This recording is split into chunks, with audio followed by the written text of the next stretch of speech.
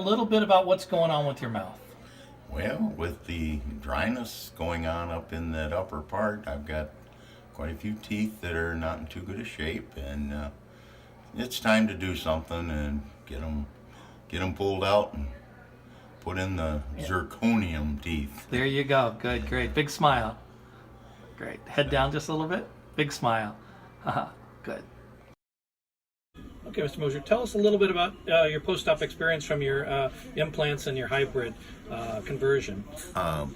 Really, I got along way better than I thought maybe I would. I had really no pain, little swelling in the jaw on the left side and the upper lip, and other than that, I have felt great. I've had no problems whatsoever. I've been able to eat. I've made sure I've been on the soft food and stuff, but I didn't feel anything through the procedure. It was a great experience. Great, big smile.